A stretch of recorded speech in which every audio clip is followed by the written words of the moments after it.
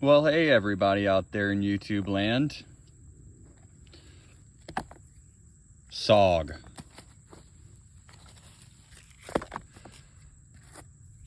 So, much like cold steel,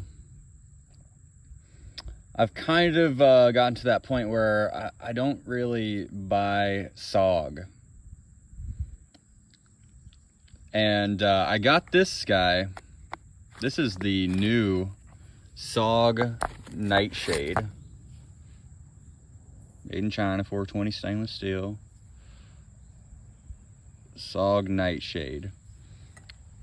I really like it, actually. Minus this handle is like really weird plastic. My older sister got me these. The SOG throwing knives. They're actually not bad. Comes with 3. They aren't awesome, but they aren't bad. I love throwing knives. Here's a cold steel True Flight, I think. Yeah, it's actually, I got 2. The other one broke on a light impact, so, you know, these aren't perfect, but it's decent. They definitely have a unique throwing style. Anyways, this particular feature is about the SOG Nightshade and commentary on the SOG, GSM Outdoors, cold steel, Chinese blades, cheap blades, corporations, and you know, GSM Outdoors owns SOG, Camillus, and cold steel at this time. I don't think obviously it hasn't always owned all 3 of those companies. They got their start being independent companies like Mini. And you know, the way things go, especially in the United States, is a company will do really well organically, get itself a good reputation and a name out there, recognizable. And, you know, and they get that reputation through, you know, making good quality products for years that people become accustomed to, and that's what gives them the notoriety. And then eventually they reach a peak, and on the start of the decline, they will often be bought out by other companies, conglomerates, corporate conglomerates. Nameless GSM Outdoors. Nobody knows what GSM Outdoors is. It's a conglomerate. It's a corporation. It is a blanket, you know? So it's when things get to a certain level that corporations like GSM Outdoors can buy out the smaller operations like SOG, Camillus, Cold Steel. And then what will happen 9 times out of 10 is that they will use the branding and the reputation built up during the time where the company was really doing good work by, you know, through their own leadership and whatnot. And then slowly they will implement selling off old stock, replacing old stock with new, lower quality, cheaper to make and manufacture, but they will keep the same prices, if not raise prices. They will lower quality and raise prices because corporations are not worried about reputations anymore. Like, the reputation has been built by the company prior to acquisition.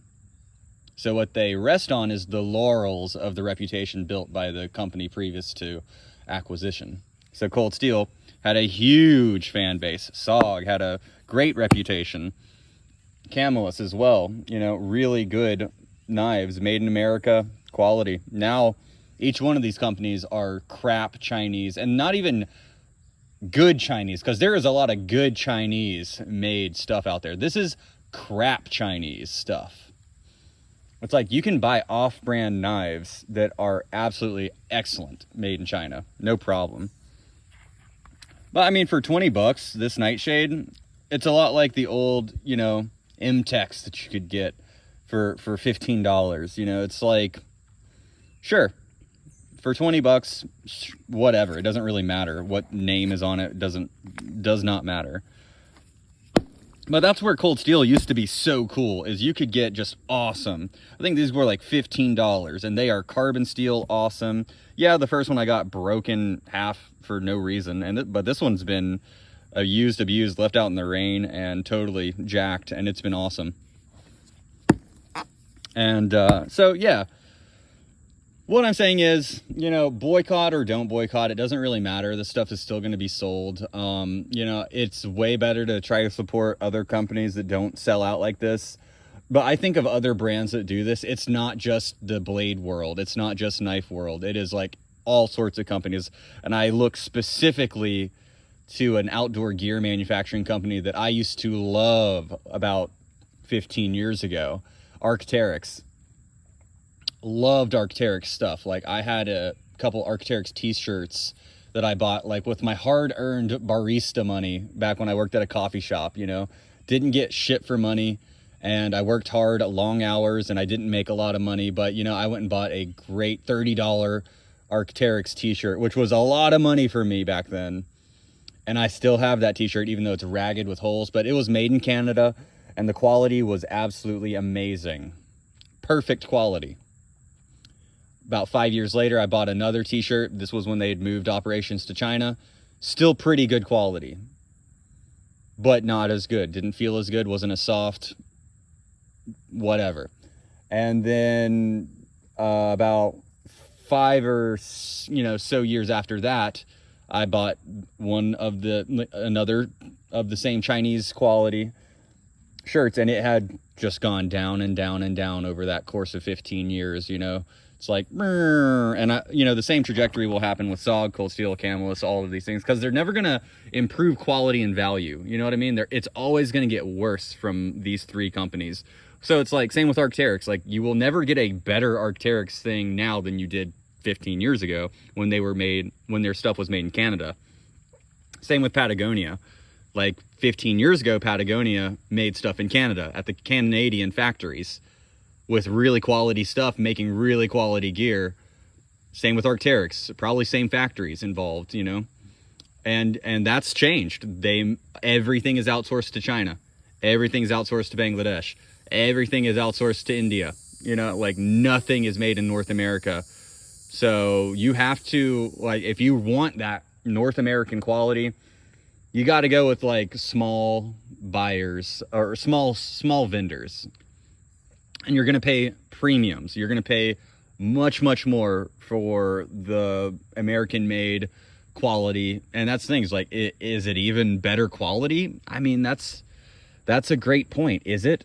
You know, a lot of times, no. You know, you're paying for the made in America, but you're not getting anything extra for the $100 extra that you have to pay for the American-made sticker.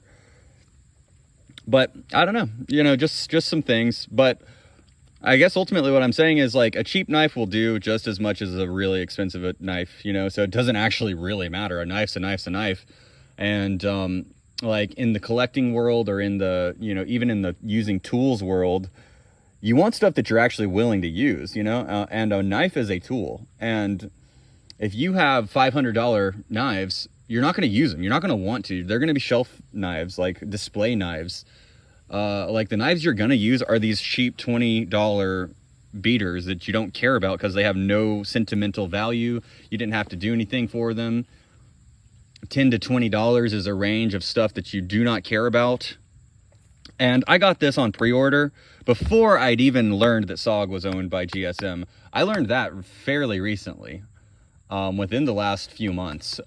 Same with, like, I didn't know Camillus was owned by GSM Outdoors either. And I own Camillus blades as well as SOG, as well as Cold Steel. And, but what I'm saying is, like, it doesn't matter if you boycott them or not. It's still going to be what it is. So, like blades are still going to be outsourced. Everything is outsourced to China. You know, it's not just blades. That's what I'm trying to say. And my point here has been everything. It's a pattern in every industry in North America, is you make yourself, you establish yourself. And I don't even know if the factories here are even capable.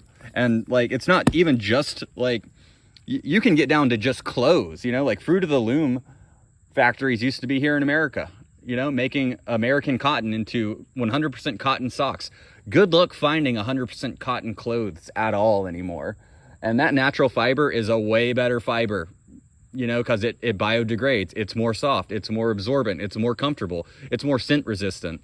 It's a better thing than these 50-50 or even 60-20 poly or 60-40, 80-20 poly blends that you get nowadays with cotton. It's disgusting, it's disturbing, and it's just the way of the future, you know?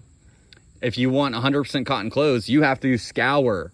You cannot go to Walmart anymore to get like 100% cotton anything, unless it's tidy whities, which nobody wears. So just a little rant, 10-minute rant on this, but let's get into cutting with some with this SOG. This was a hot take, but I also want to do say goodbye for a minute, because I'm gonna be actually leaving to basic combat training with the U.S. Army here very shortly, and so this is also a bit of a farewell for now video. You know, if you ever watch any of these videos all the way through, it's been great building this little YouTube channel. I love blades, and it's really a lot of fun to do these videos for people, you know. And I just wanted to say thank you for the watches and the follows, and we will get back to you as soon as possible. I'll tell you guys about the standard issue knives in the Army now, you know, whenever I get through. If I get through, you never know. But yeah, basic starts very, very soon for me. And so you probably won't hear from me for up to weeks at a time. I'm not exactly sure how this is all, you know, it's a 10-week training session, and then followed quickly by lots more advanced individual training. So I will be off the radar probably for a while. But don't worry, I'll be back eventually with updates and who knows what kind of reviews will come from that. All right, let's do a little bit of test cutting. It's like the last pair left.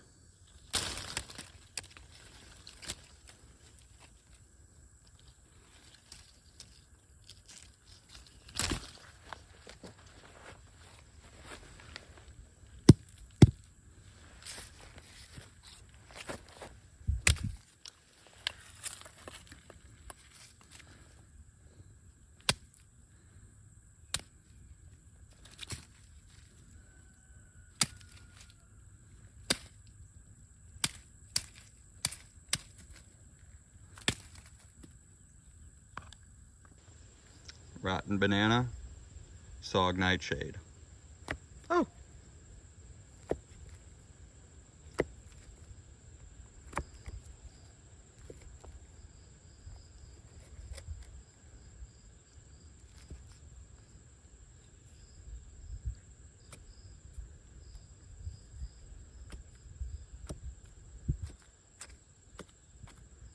Oh man, that's very sharp.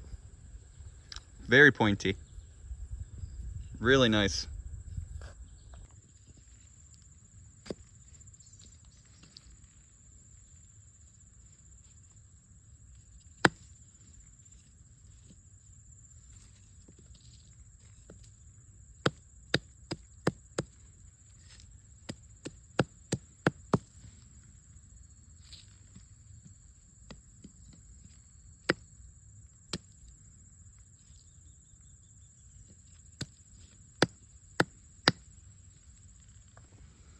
So yeah, guys, this thing is super sharp, super straight.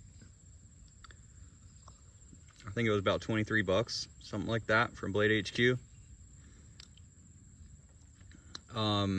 Yeah, it's actually pretty nice. I may wrap some, you know, hockey stick tape around this, because it is really slick. It's kind of like glass-filled nylon feeling, but holds pretty good in the hand, a little swell.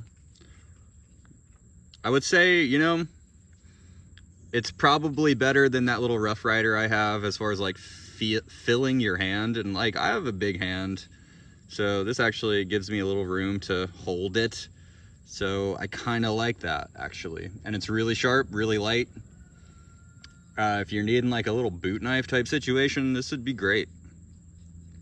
So yeah, would I recommend it? I mean, for the price, yeah. It's really, really affordable, and I feel like it'll get whatever it is these kind of knives do done. All right, well, y'all take care, and until next time, we'll talk to you.